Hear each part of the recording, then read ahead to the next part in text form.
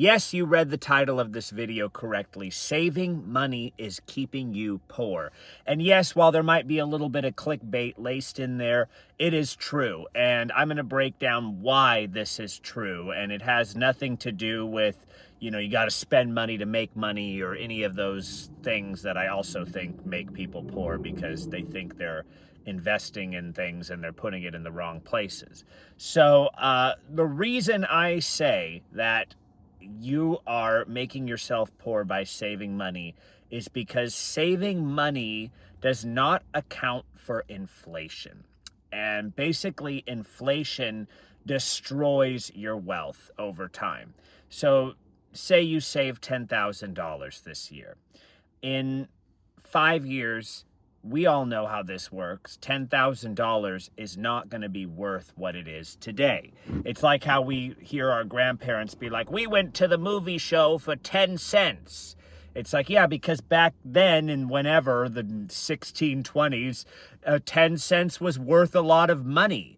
And today it just isn't. And eventually that's what happens to all money, is that it just gets worth less and less as the economy and inflation grows. So you must, with your money, yes, you must save it in some ways. I'm not saying don't save your money. I'm saying you need to find a way to beat inflation. And this can be actually not that tricky, and a couple simple moves will find you in a much better situation 5-10 years down the line with your $10,000 that you saved, other than just storing it away in a savings account or a piggy bank.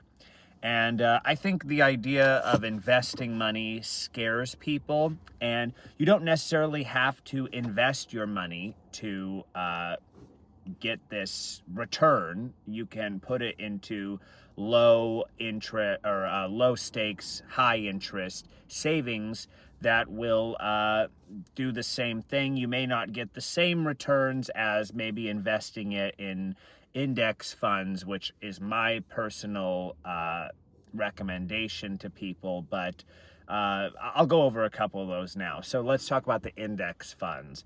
Now, over time, index funds, which are just a conglomerate of the major stocks out there, the Fortune 500 companies, you can buy, into the SPY 500, which is, I think, the most reliable, the QQQ, which is all the tech stocks. You can buy into like Schwab. If you have a Schwab account, we'll have like a broad Schwab index fund, or the NASDAQ. These are a conglomerate of stocks that have a lot lower risk than buying stock in an individual company, like say Walmart or Amazon. Okay, those are highly volatile. They'll go up and down and they'll make your heart palpitate.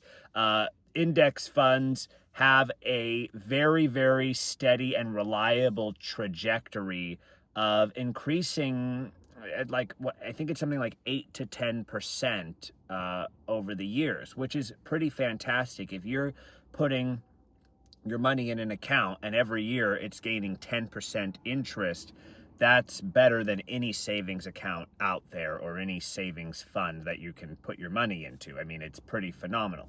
Is there volatility? Absolutely. The stock market has volatility. And the ultimate thing is to kind of see the long-term prize there and not to look at the day-to-day, because, again, if you look at the day-to-day, you're getting heart palpitations.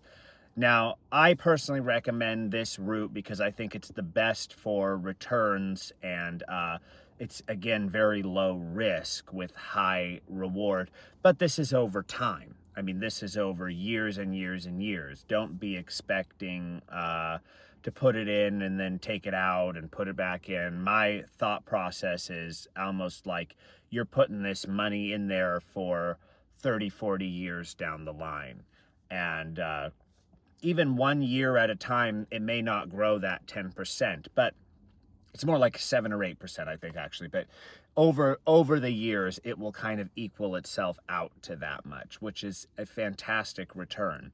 And I think a lot of people don't understand the power of compounding interest. Compounding interest is what makes people really wealthy. I mean, that's what made Warren Buffett so wealthy. You hear all these financial people always talk about Warren Buffett. They're obsessed with him because, you know, he's the champion investor.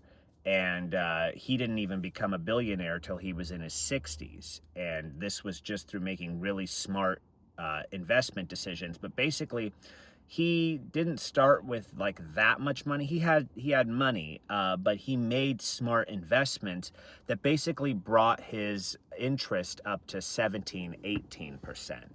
And because of that, when you have a 17-18% interest, your money's doubling, you know, every 4 or 5 years. So he's got his money, you know, you start with $10 million, you double to 20 million in 5 years, then you got 40, then you got 80, then you got, you know, 160, and it just keeps going and going over those years. And obviously he had more than 10 million, but you know, compounding interest is a very powerful tool. And they say that with your money in a index fund like the SPY, your money will double every 7 to 8 years. So you start with that $10,000. In 8 years, you have 20,000. In 16 years, you have 40,000.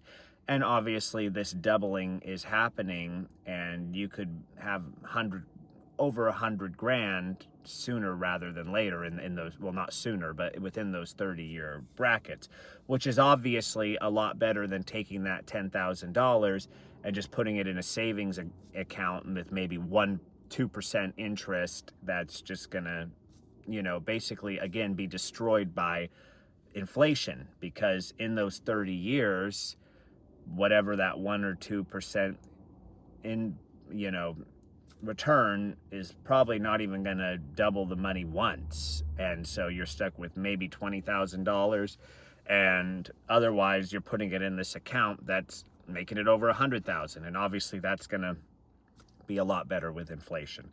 I know that's a lot of yakking, and a lot of people are scared to put their money in the economy, and that's okay. There's also a lot of savings accounts out there. There's CDs, there's all those things that will give you 4 to 5% interest. Now, the ballpark you're looking for is to beat between 3 and 4% interest, because that's kind of the average of where inflation happens. So if you're not making 3 to 4% interest on your money, inflation is destroying your wealth. And yeah, you may have $10,000 today, and that might be worth something today, but in those 30 years, that $10,000 is getting destroyed. And so always look for high yield savings accounts with those sort of interest rates. And you know, like I said, invest that money. I think it's really smart to do it in these index funds. I've done it, and even though I haven't lived these long years to see the proof in the pudding, I've seen proof even in just the years that I've done it. And I think very few people actually consider what they're doing with their money. They know to save it, or they know to, you know, hang on to it, but the very simple rule of make more than you spend is so important. But it's also, what do you do with that extra money that's gonna take you from one level to the next? And there's so many just quick things. Like I said, this is a very easy thing. You can open a Schwab account today, or open any of these investment accounts, and put your money in there. I have like some saving money that goes to the SVXX fund, which is basically, they give you like a 4 point something percent increase in your money. And that's better than putting it in a generic savings account. So money that I'm not like ready to invest, that all goes there. And then there's invested money, and that's, you know, to me, smarter. Do I buy those individual stocks and think I'm going to be the Wolf of Wall Street? Not really.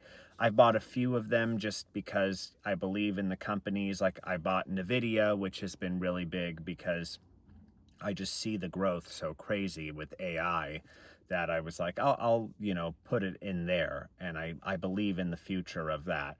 But very rarely do I buy individual stocks. People think they're going to be these big, like, day trader, like I said, Wolf of Wall Street, and it's just like you are gambling. You are really gambling, and most of the time those people lose. So index funds are a totally different game. You don't need to gamble. It's a proven thing that it just grows over time. And if you believe in the economy in the United States, and it's done nothing but grow in hundreds of years. So I think, believe in that, and you will have a lot of returns. But yeah, just be simple about it. It's not that hard. You get a couple shares of that, you put it away, and stop saving your money and thinking that you're just gonna hoard this money and it's gonna make you wealthy one day, because it's really not. It's an illusion. And all rich people know this, and it's one of those like little basic things that I think rich children are taught. I was not a rich child whatsoever. I grew up with no money, and I've been fortunate to know some people who have taught me these tactics that have helped a lot, because it's one of those simple things that it's like, it's a little thing that maybe a rich person just does one little move and it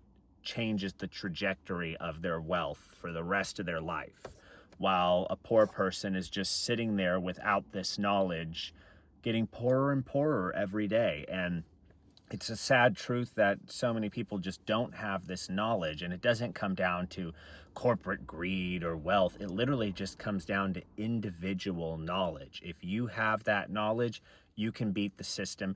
You can beat inflation, which is so important, and you can save some money for yourself, for your life. You don't have to be Warren Buffett or any of these crazy people. You can just be a smart person who knows what they're doing with their money. That's all I want to be, and it will pan out for you.